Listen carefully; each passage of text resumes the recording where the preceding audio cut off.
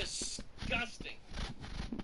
And then make us sit next to each other and say, you're going to sit there and hug until you love each other. Oh my goodness. You don't force that shit down people's throats, you stupid niggers. Boy, I should You have guys need your turned my throats mother slit. in years ago. I hate Christianity. Boy, love each other. Oh my goodness. Boy, I should have turned my mother in years ago.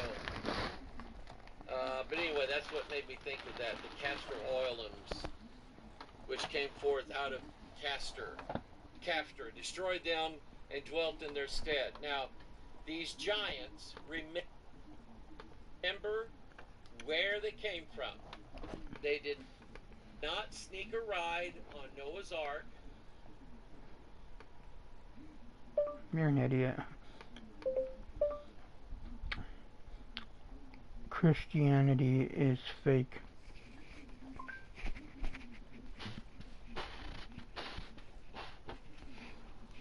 What the goddamn fuck?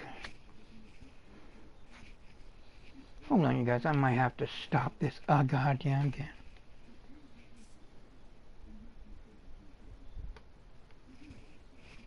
What you have to understand is that Christianity is 100% You stupid niggers. false religion. God damn What you. you have to understand is that Christianity is 100% a false religion. What you have to understand. I've heard you the first goddamn time, nigger. I'm gonna slit your fucking nigger throats. God damn you, nigger.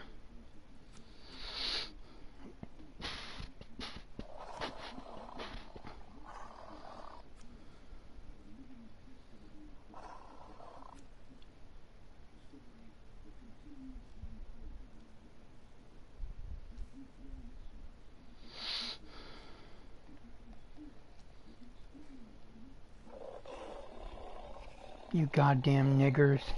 Goddamn you, nigger.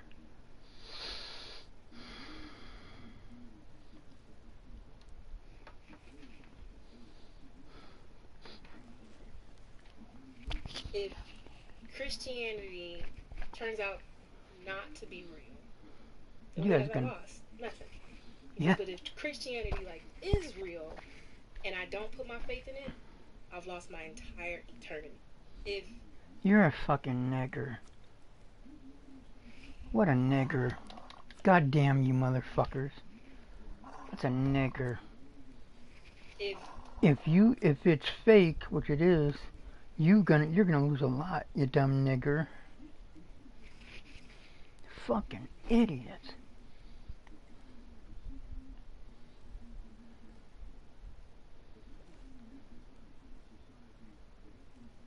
They're living in a sick fucking dream world.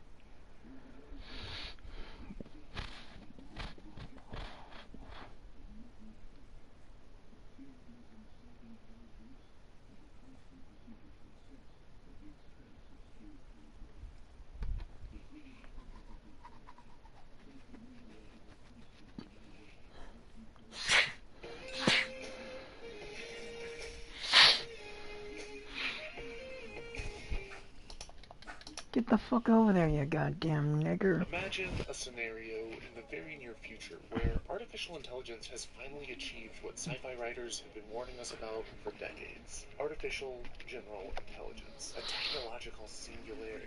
But instead of Skynet deciding to nuke all of us into oblivion, or machines plugging us into the Matrix in order to use us like Duracell batteries, instead, humanity merges with this intelligence.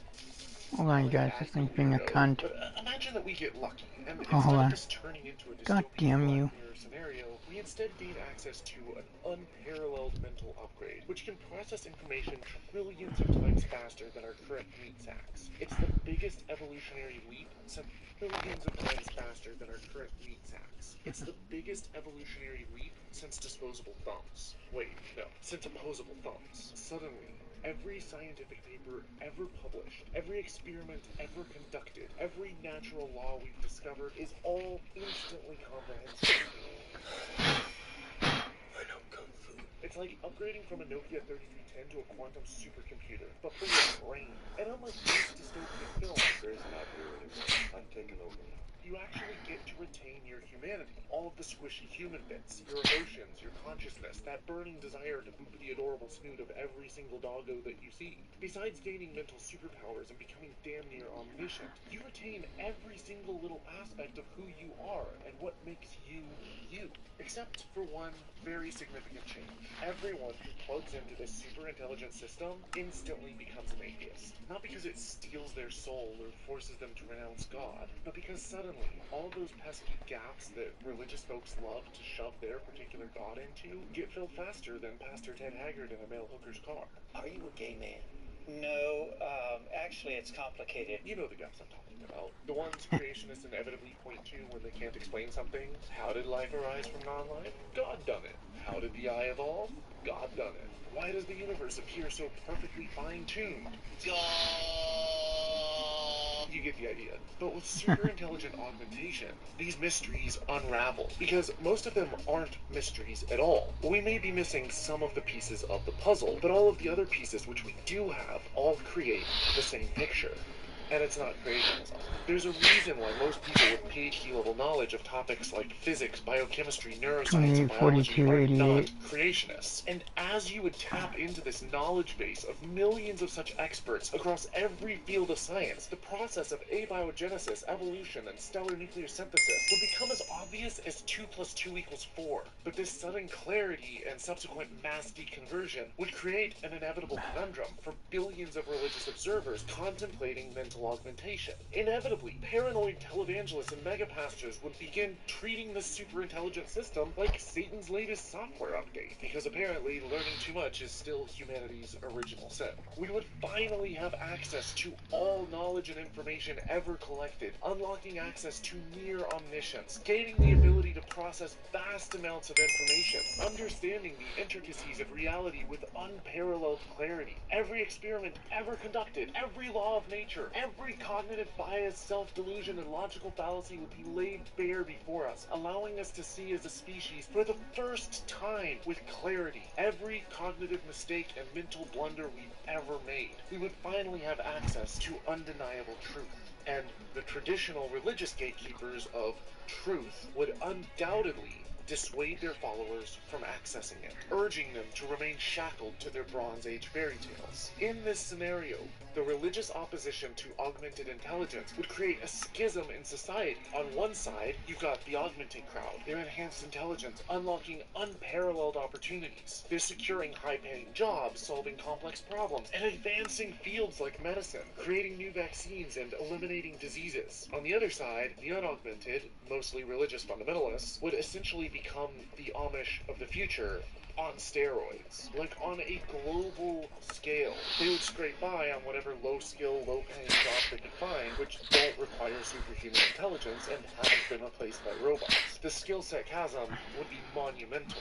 Religious folks would fight back, of course. Muslim extremist nations would probably ban the technology and continue to remain in the Dark Ages. And even in developed countries, religious Luddites would probably create their own enclaves, fostering cultural and ideological polarization. Some would file lawsuits trying to ban or limit the use of the technology, but they would be up against multi-billion-dollar corporations with teams of lawyers, each with augmented intelligence themselves, who have every law, every court case, and every legal loophole memorized and accessible to them like that. Some paranoid Christian preachers would warn their followers that the augmentation is clearly the mark of the beast, because apparently Satan is really into transhumanism. There would be a culture war that makes the current political climate look like a friendly game of patty cake, but inevitably, they would lose, because they're up against almost infinitely smarter opponents. Over time, that makes the current political climate look like a friendly game of patty cake, but inevitably, they would lose, because they're up against almost infinitely smarter opponents. Over time, the unaugmented just wouldn't be able to compete. Their numbers would dwindle, and they would become a bit of an anomaly. Religion would possibly continue to serve a role even for the augmented, but not as a moral framework or to explain how we got here. It would instead fill an emotional or community need. Likely religion itself would evolve.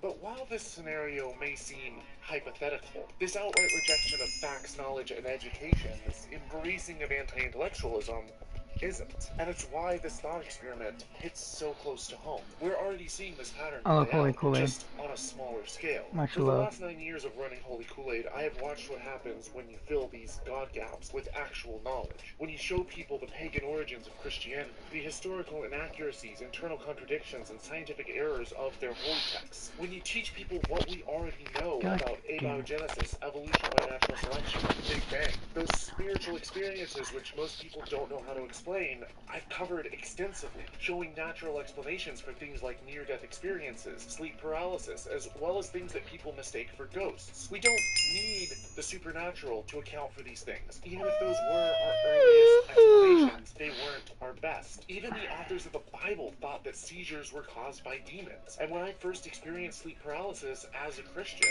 I thought it was a demonic attack. When I present this information to people, some of them embrace it. Their eyes light up when they realize that we can know how the world works. And they realize that science is way cooler than Sunday school ever was. Not satisfied with dogma and simplistic faith-based answers, they pursue knowledge. But others inevitably bury their heads so deep in the sand that they strike dinosaur fossils, which they probably assume Satan put there to test their faith. And the ironic thing is that back when I was a Christian, I was taught, in the words of Jesus, that the truth will set you free. But while Jesus, in cult leader fashion, claimed that the truth was found by dogmatically holding fast to his every word and teaching, religious adherents are faced with an alternate choice: to actually follow the evidence wherever it might lead. And sadly, when it's the truth itself that threatens their worldview, they all too often proudly embrace ignorance like a badge of honor, shut their minds down, and stomp around like they've accomplished something. But if the God of the Quran or the Bible is real, why would an all-powerful, all-knowing God be threatened by human knowledge? Why would the creator of the universe need to hide in the shadows of our ignorance, inhabiting ever-shrinking gaps? But why If not God make exists, himself known? would learning Hello. about reality just reveal more of his or her handiwork? Instead, we see religious folks fighting tooth and nail against scientific advancement. It's almost like they know deep down that their beliefs can't survive the light of evidence. So they trash talk universities, spread mistrust of science, riddle the airwaves with misinformation and conspiratorial thinking, and they keep rehashing the same garbage apologetic arguments which were debunked centuries ago. But truth withstands scrutiny. And to paraphrase PC Hodgel, any idea which can be destroyed by the truth deserves to be. Because that's really what it comes down to. Are you brave enough to follow the evidence wherever it leads? Are you willing to let go of your comforting fantasies in pursuit of actual truth? Because contrary to what religion teaches us, the real original sin isn't eating from the tree of knowledge. It's refusing to. Now, if you appreciate the work that I do and you want to help my mission of promoting scientific to follow the evidence wherever it leads, are you willing to let go of your comforting fantasies in pursuit of actual truth? Because contrary to what religion teaches us, the real original sin isn't eating from the tree of knowledge. It's refusing to. Now, if you appreciate the work that I do, the tree of knowledge, religion teaches us the real original sin isn't eating. That's what the Jews believed. That would have been disobedience. I don't know. They wouldn't have then.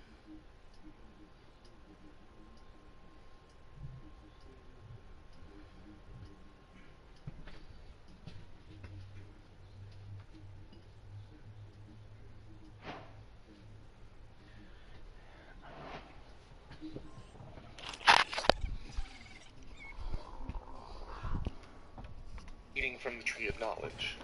It's refusing to.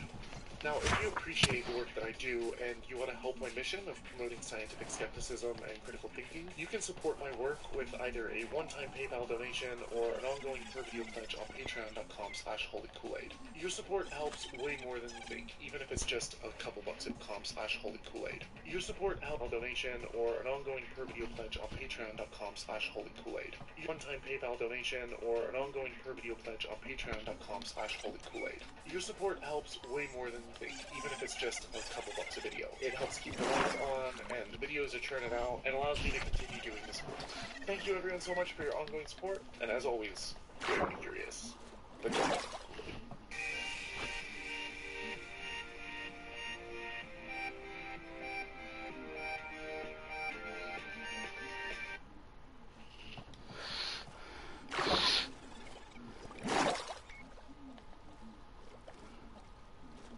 Sponsored by Brilliant. The artificial intelligence researcher Eliezer Yudkowsky once predicted that the most likely result of building a superhumanly smart AI is that literally everyone on Earth will die. To him, this is a foregone conclusion, considering that humanity is simply not prepared for the potential reality that the values of humans and an artificial intelligence may be misaligned. Consider the paperclip maximizer scenario, a thought experiment demonstrating the risks of misaligned AI goals. Imagine an AI programmed to make as many paperclips as possible. It gets really good at it, but starts using up all the planet's resources. And when humans try to stop it, it does everything in its power to achieve its prime directive.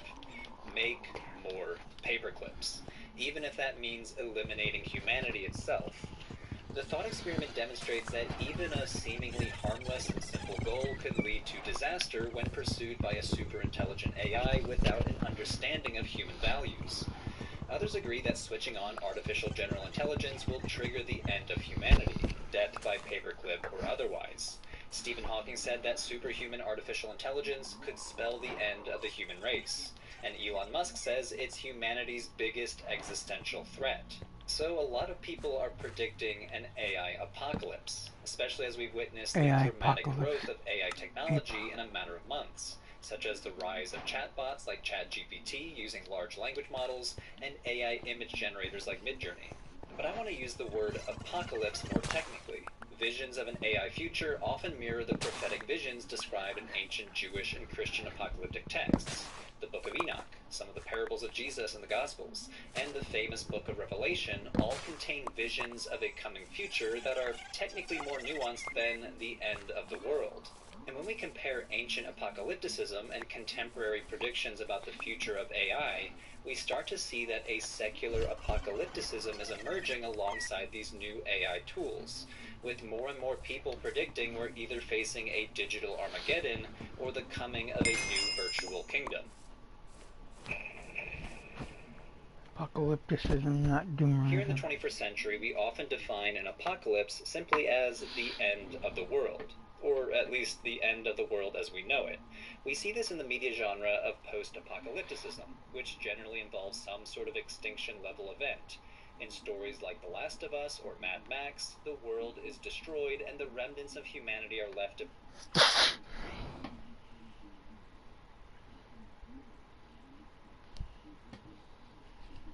Sponsored by NordVPN.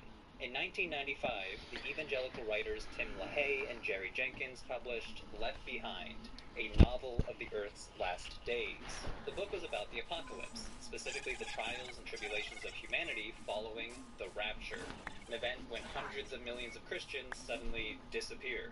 The novel launched a multimedia empire, inspiring 15 more novels and 4 movies, including a movie starring Nick Cage. As with any work of literature, the Left Behind series is a product of its historical and cultural context. In this case, the Left Behind series is through the lens of a particular brand of evangelical end-times theology, called dispensationalism.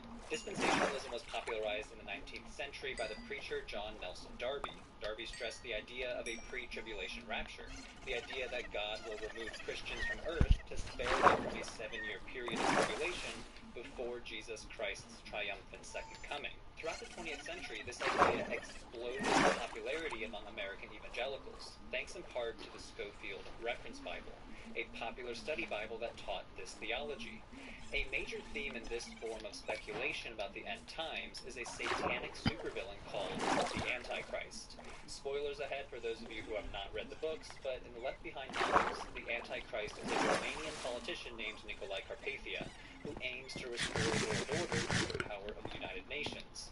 After becoming the Secretary General of the UN, he seizes absolute power, proclaiming himself the supreme potentate. And while this character is a product of the author's imaginations, Carpathia as an authoritarian tyrant tracks with how many Christians today and throughout history have imagined the Antichrist. The Antichrist is often understood today to be a singular, often political figure who will oppose or attempt to replace Jesus right before the second coming. And accusing politicians or religious leaders that you don't like to be the Antichrist is a very common polemical strategy throughout Christian history. But where did this idea of the Antichrist come from?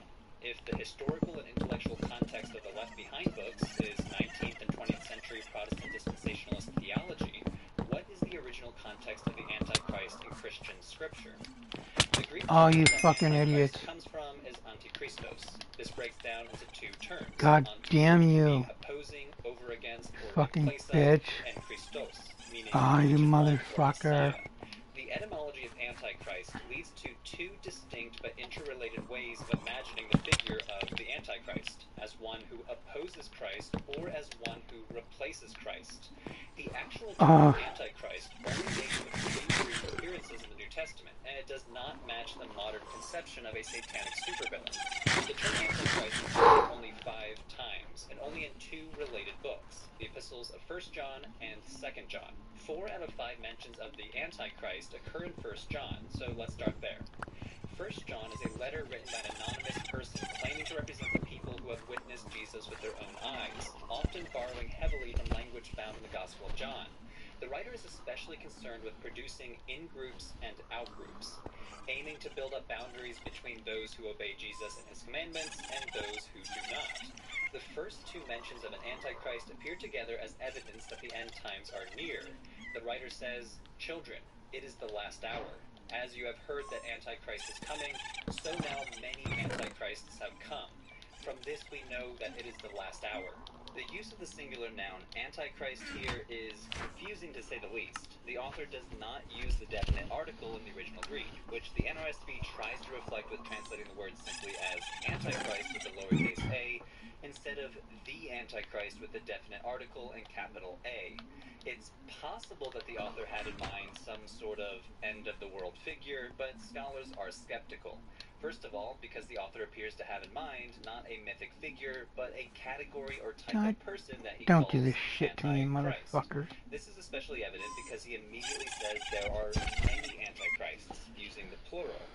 The writer of 1 John believes that the massive opposition to Jesus is some kind of omen.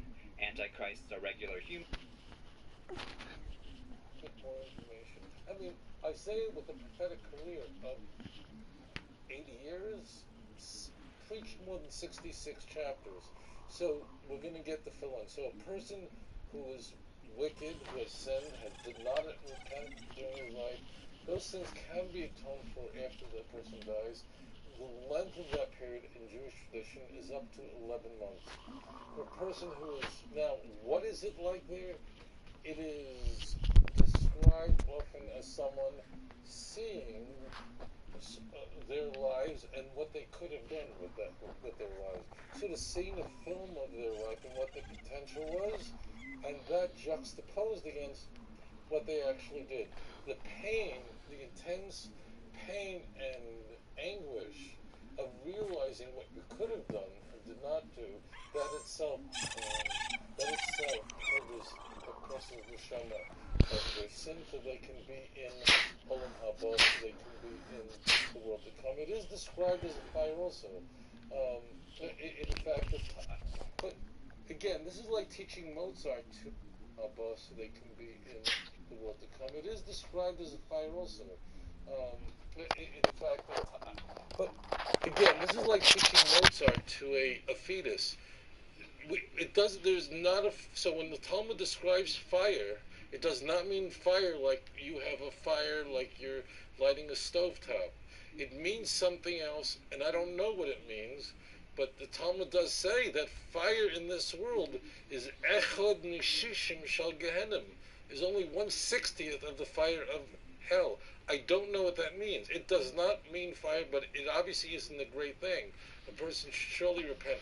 Now, the wicked could go, very, very wicked, can go to Gehenna for as long as 12 months. It is for this reason that the children and the relatives of the departed say Kaddish, the mourner's prayer, for 11 months. The presumption is always that someone is not a great sinner, and therefore they mourn. There are some people who are so evil, who are so wicked, that they have no place in the world to come, and they go to Gehenna l'dor doros, which means for all generations, and never resurrect from the dead. So I would imagine that Hitler and Bin Laden are there.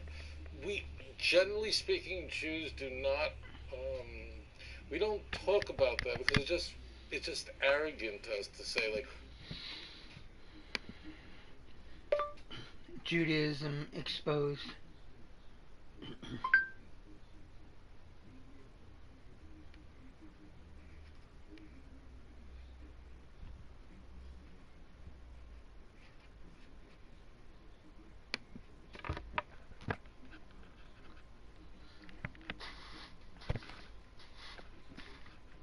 Have you ever gazed at the Star of David?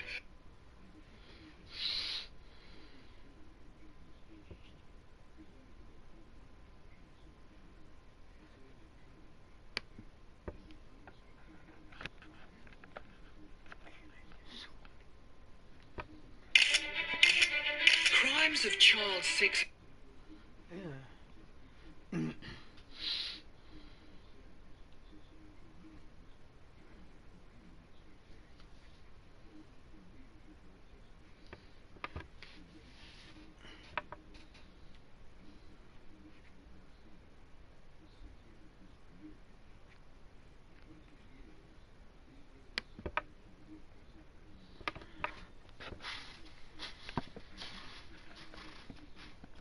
For some people, the takeaway is as long as they're not literally putting people in ovens, as long as they're not doing exactly what the Nazis did, that somehow that's okay. It's actually not okay. Never again doesn't mean never again in the exact same way that the Nazis did it. If that's your takeaway from the Holocaust, you really need to look at yourself and do some soul searching.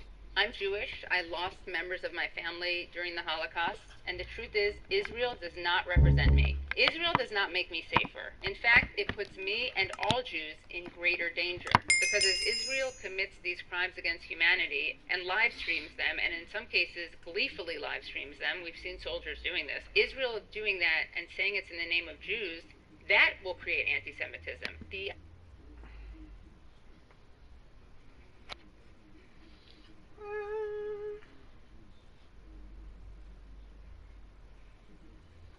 After reported, turning it on. Oh wow.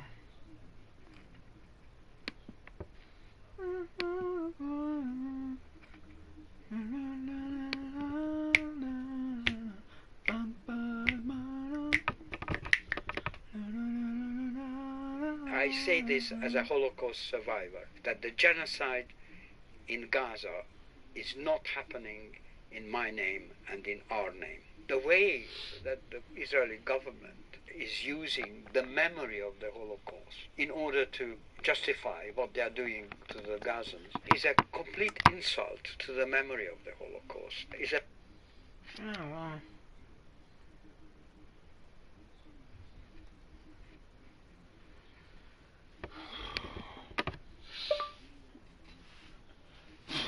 Religion debunked.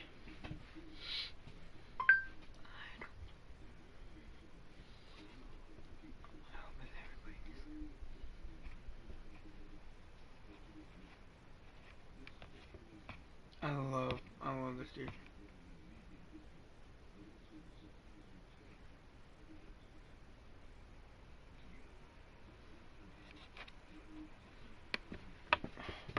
If you're in a plane at 5,000 feet, the wings break off and it falls. If you're on a religion where you are sure it's the one true religion, which of course is the thinking practically every religion, so let's take Christianity. So the Christians, the one true religion, the Muslims, the Jews, the Hindus, the atheists, the animists, they're all false gods. You're in the plane and the plane is about to crash. So all the Christians pray for their own souls and for the souls of other Christians. The plane crashes, the Christians walk away, and everyone else is dead. Oh my gosh! That's some remarkable evidence that prayer works, that Christianity is the one true religion, and the other ones are false. But when planes fall from 5,000 feet, everyone dies. There's plenty of ways I can think of having evidence that your God is the one true God, and it does not exist. That's all I'm saying. And in a free country, no one is going to take that from you. If you're in a plane at 5,000 feet, the wings break off. Having evidence that your God is the one true God, everyone dies. There's plenty of ways I can think of having evidence that your God is the one true God, and it does not exist. That's all I'm saying. And in a free country, no one is going to take that from you.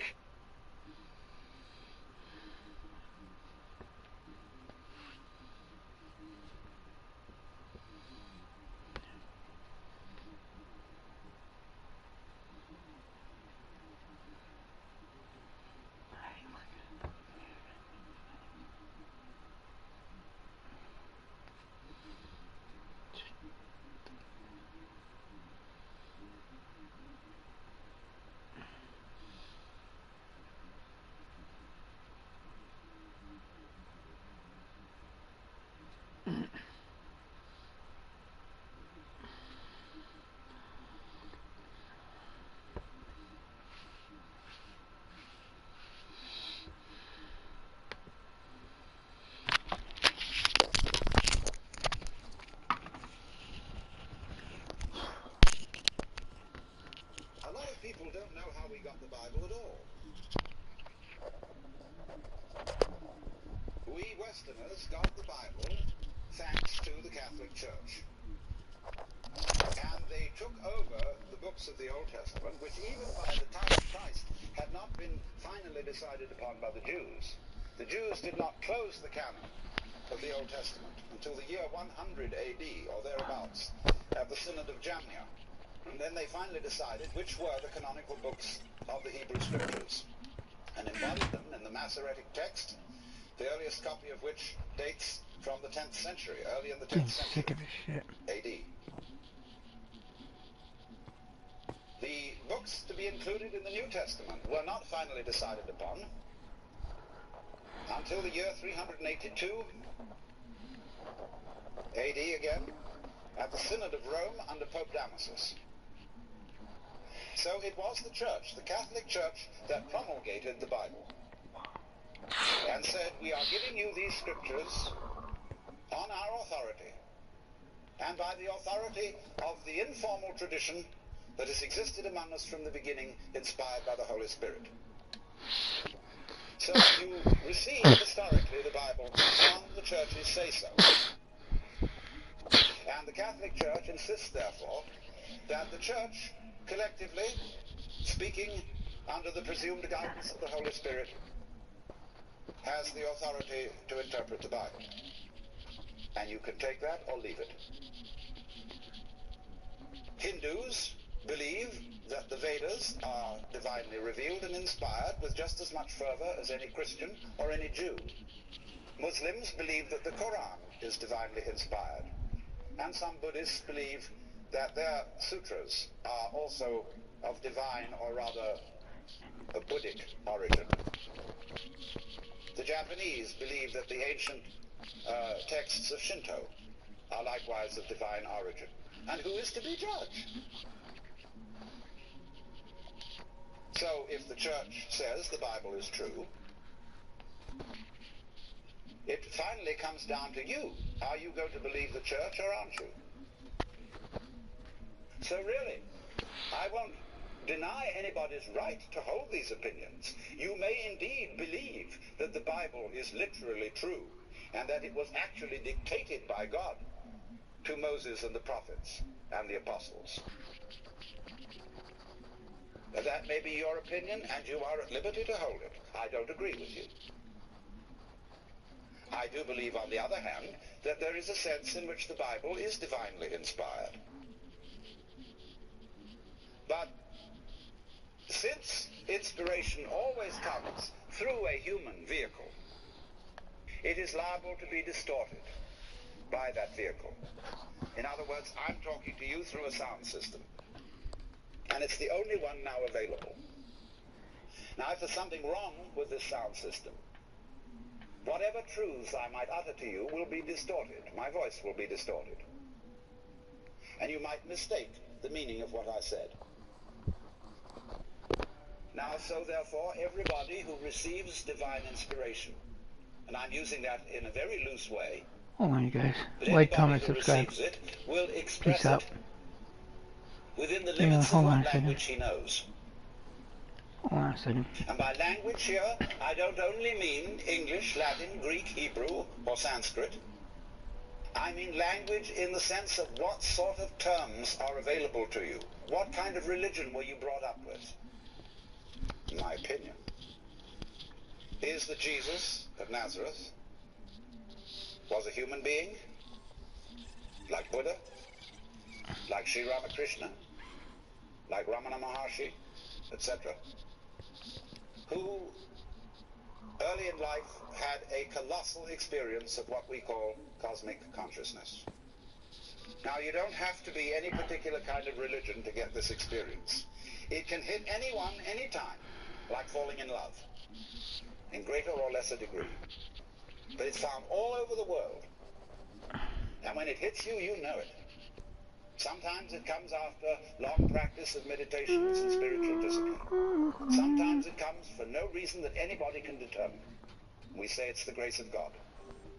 That there comes this overwhelming conviction that you have mistaken your identity. That what you thought what I thought was just old Alan Watts was only completely superficial.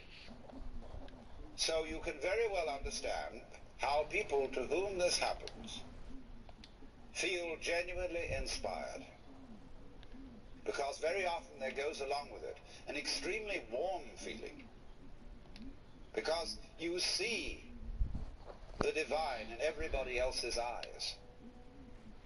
When Kabir, a great Hindu-Muslim mystic, was a very old man, he used to look around at people and say, "To whom shall I preach?" Because he saw the beloved in all eyes.